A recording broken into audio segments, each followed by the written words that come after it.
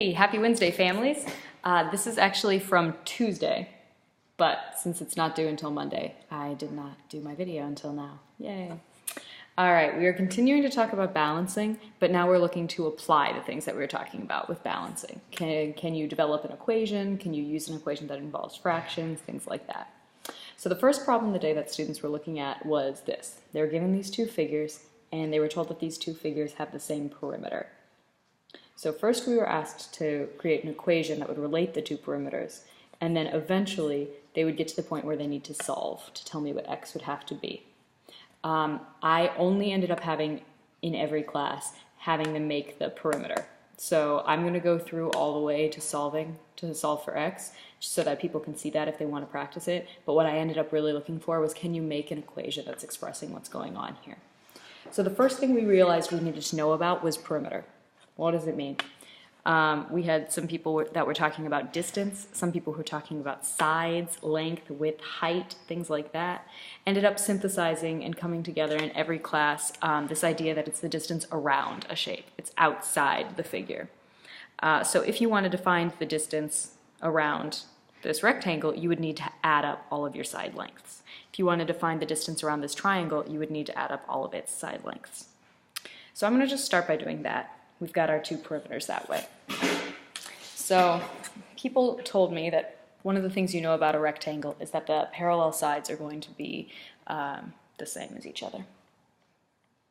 Congruent would be the word. So we have x plus 7 and 2x plus 3 here. So if I wanted to write the perimeter for this figure, I could express that as I have two x plus 7s, and then I have two 2x's plus 3.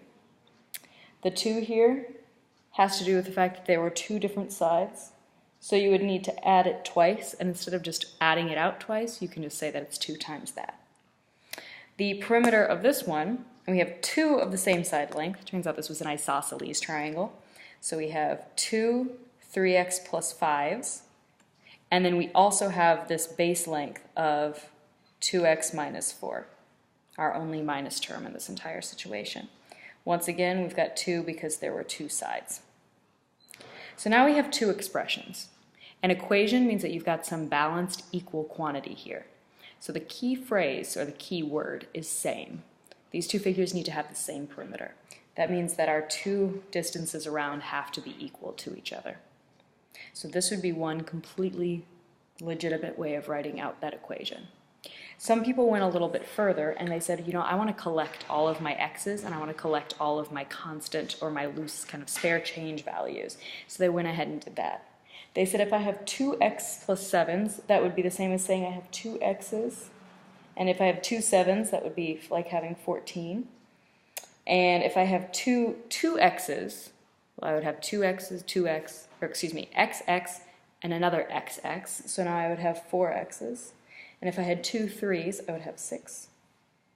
And then on the other side, if I have two sets of 3x, xxx, xxx, that would now be 6 x's altogether.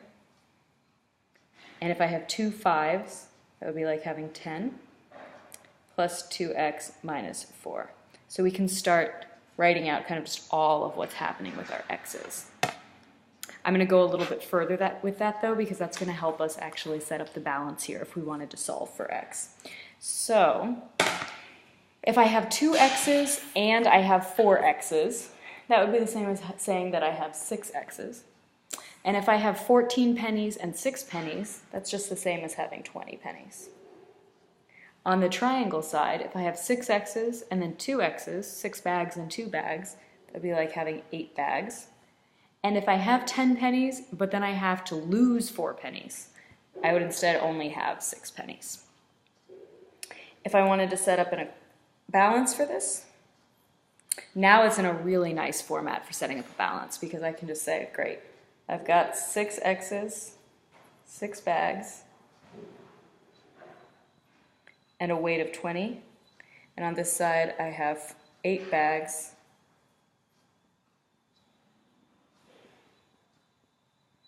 and a weight of 6. Basically like the first day we started talking about balances. It looks like all I have to do is take things off. Since I have 6 on this side, I can take them all off with no problem. I can take 6 off here, I can take 6 off here, no big deal. So let's say take 6x off of both. I have 20 pennies here and 6 pennies here, so I could take everything off of this side, take away all 6, and if I took 6 off of this side, I would now have 14.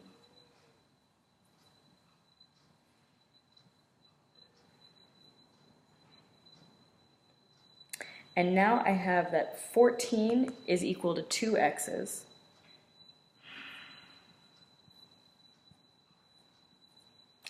And that tells me then that I would need to have 7 in each of those bags if I'm going to have this be balanced. To check that, if we're saying x equals 7, I could plug it in up here. 6 times 7 plus 20 would equal 42 plus 20 would be 62.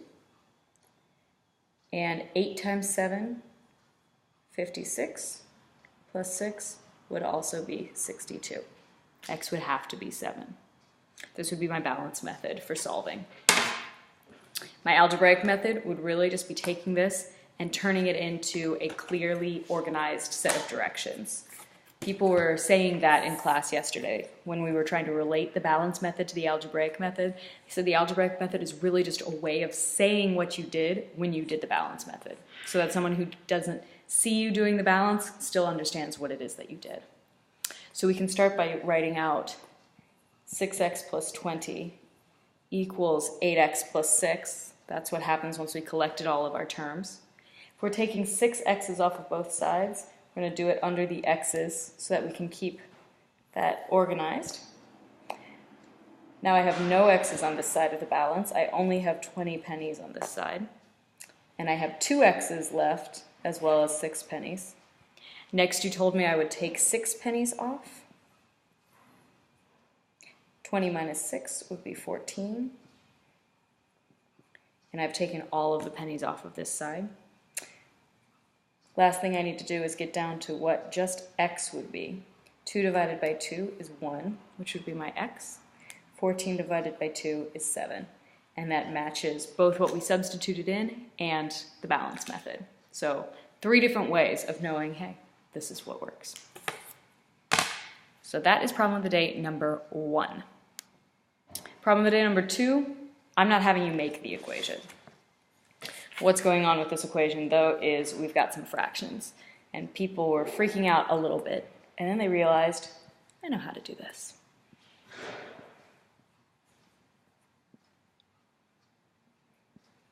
So we've got halves. How could you do half of an x? Well, if you go back to the idea that an x is an unknown, so like a bag that's containing something and we don't know how much, half of x just means half of that bag. Whatever that was, we have to take half of it. So I had several people who ended up setting that up like this. You can even put your half of an x in there if you wanted. And then you've got your weight of 5. Over here, 5 halves. Well, let's just start adding up halves. That would give me 2 halves.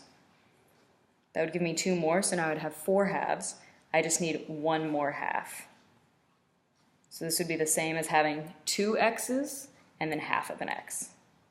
And I can have a weight of 1.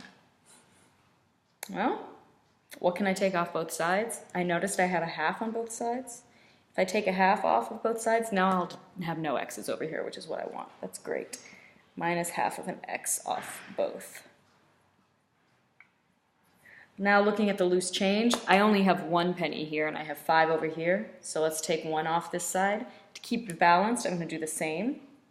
Now I have 4 pennies on this side. So minus 1 from both sides.